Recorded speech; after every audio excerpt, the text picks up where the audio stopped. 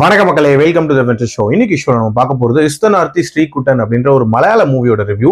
இந்த படம் பாத்தீங்கன்னா சாய்னா பிளே ஓடிடி ஆப்ல தமிழ் டப்பிங்கோட அவைலபிளா இருக்கு. இந்த படம் ஒரு கவர்மெண்ட் ஸ்கூல்ல மையமா வச்சு அமைக்கப்பட்ட ஒரு கிளாஸ் ரூம் டிராமா அப்படின்னே சொல்லலாம். அதாவது front benchers versus back benchers அப்படின்ற மாதிரியான தீம்ல நகரக்கூடிய கதை.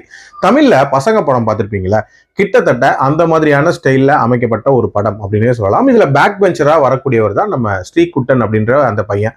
அந்த பையனை சுத்தி ஒரு கேங் இருக்கு. இந்த கேங்கை பொறுத்த வரைக்கும் ஏகப்பட்ட கெட்ட பேர்கள் அந்த கிளாஸ்ல வாங்கிட்டே இருப்பாங்க. கிளாஸுக்கு லேட்டா வருது அண்ட் ஒரு மாதிரி அட்டென்டிவா இல்லாததுன்ற மாதிரி நிறைய பிரச்சனைகள் அவங்களுக்குள்ள இருந்துட்டு இருக்கும். அதுக்கு கான்ட்ராஸ்டா அப்படியே ஃபர்ஸ்ட் பெஞ்சை சேர்ந்த அம்பாடி அப்படின்ற ஒரு பையன். இவனை பொறுத்த வரைக்கும் அந்த கிளாஸோட ஒரு பிரைட் ஸ்டூடெண்டா இருப்பான் அண்ட் ஆகா ஓகோன்னு எல்லாருமே புகழ்வாங்க. அவனை பார்த்தாலே இவங்களுக்கு வந்து ஒரு விதமான காண்ட் இருக்கும். அதை இன்னுமே இன்க்ரீஸ் பண்ற மாதிரி அந்த ஸ்கூலோட வாத்தியாரா இருக்கக்கூடிய அஜு வர்கீஸ் அந்த ஃபர்ஸ்ட் பெஞ்ச் பையனை ரொம்ப தூக்கி பேசுறதும் அண்ட் நம்ம ஸ்ரீகுட்டன் கேங்கை வந்து ரொம்ப தாழ்வா பேசுறதும் மாதிரியான விஷயங்கள் பண்ணிட்டு இருப்பாங்க.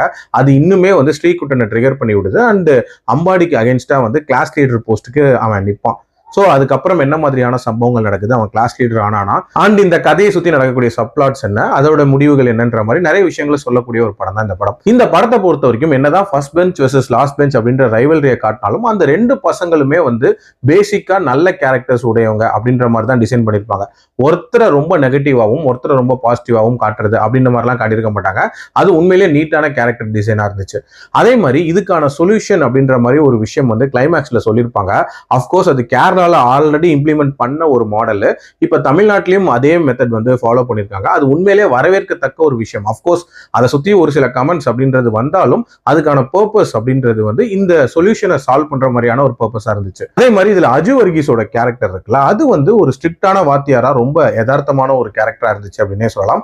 அதே மாதிரி அந்த கிளாஸ்ல நடக்கக்கூடிய சின்ன சின்ன சம்பவங்கள், அந்த கிரிக்கெட் மேட்சா இருக்கட்டும், அதே மாதிரி இதுல ஒரு இம்பாக்சுவேஷனை காட்டுவாங்க, அந்த போர்ஷனா இருக்கட்டும், அது எல்லாமே நீட்டா இருந்துச்சு. ஆல்சோ ஒரு கவர்மெண்ட் ஸ்கூல்ல இருக்கக்கூடிய அந்த ஃபெசிலிட்டிஸ் ரிலேட்டடான சின்ன சின்ன பிரச்சனைகளையும் நீட்டா அட்ரஸ் பண்ணிருப்பாங்க. ஓவரால் ஒரு டீசென்டான படம்.